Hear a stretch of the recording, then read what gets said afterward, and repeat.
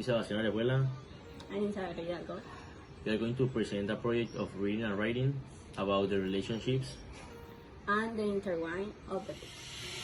Well, let's start by talking about how to have a stable and lasting relationships. Some studies have shown that in order to have a relationship, it is necessary to first heal your emotional wounds, to recover your essence and live happier. Communication to have more trust and affinity. Basis that you need to have care and mutual respect and affection to have the best relationship in the world.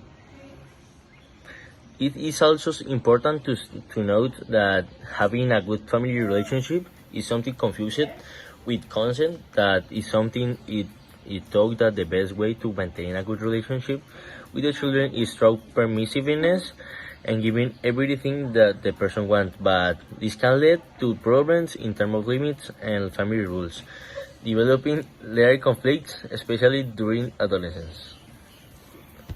I will start by talking about the relationship between Melinda and her parents. Melinda's mom and dad work a lot, and Melinda has to come and stay home alone, serve herself food or order it. This has caused them to not be as close, as not sure as when she was little. They do not exchange looks, words, or any act. The relationship is so broken that they do not even greet each other when they get home from work. Melinda goes up to her room and does not come out of it. Melinda does not trust them enough. She is also very rude. She turns her eyes to them. She laughs at her fights. She does not care when they talk to her. And they are not a unit family, as they should be. And even more in the stage she is in, which is adolescence. And she has many problems inside of them, helping her they do not care. Melinda always blames herself that her parents have not separated and that they would have been happier if she had not been born. She also gets nostalgia about Christmas and when she used to play under the apple tree with her parents and they were so close that she always remembered it. Friendship is a very important topic in adolescence because it contributes a lot and more for our child because he suffers many mood swings. Also, this could be a support in the social life of this because at this stage many decisions besides that if it is not a good friendship will be a problem later because it could lead him to evil and if he has no personality and character to say no, he is going to be affected. I'm going to talk about the relationship between Heather and Melinda. Mainly, Heather is the new girl in high school and she is trying to make friends, and that is where she finds Melinda's friendship. The friendship or relationship between the two is that Heather doesn't seem to be using Melinda at first, but she doesn't treat her like a real friend early. She doesn't try to find out from Melinda why everyone is mad at her or why Melinda is having a hard time. At the same time, Melinda doesn't even consider trusting Heather and just takes her for granted.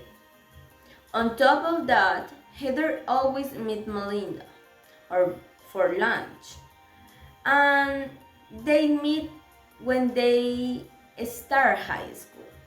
And Melinda's only friend is Heather because everyone hates her.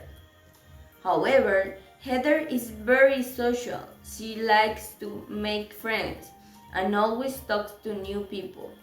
So Heather always told Melinda to join a clan at the school, but Melinda doesn't want to. But Heather has always wanted to fit in a clan. And she joined the Martha's clan. This clan had made Heather very distant from Melinda, and she didn't care if Melinda was lonely or need anything from her. She didn't even ask if she has well, or listen to her, or talk about her. Finally, Heather and Melinda have never had a relationship of true friends. Healthy relationships are based on three essential pillars: the trust, the respect, and sharing. Trust implies valuing the other person and respecting their feelings, opinions, friends, activities, and interests. This implies not exercising any kind of control over the other member. Talking about the relationship that Melina has with her teachers is very distant, and each one is on his own side. Melina is a very distracted child and doesn't care much about what anyone says to her. For example, her woman is Melina's English teacher, so called because of the crazy hairstyle that covered her face. Melina seems to feel a mixture of pity and admiration for her woman. Her woman strives to make her class relevant to the studies, and often students calling her social studies teacher, Mr. Neck, or the art teacher, Mr. Freeman. This teacher is too spiritual, and Melina says that is crazy, and the relationship is something that can describe. Finally, Melina's relationships in the book are very strange, and she has friends who are not loyal. At home, she feels as if she does not have the support of the family, as she did before. Finally, most of Melinda's relationships are not good and hurt her. Thank you.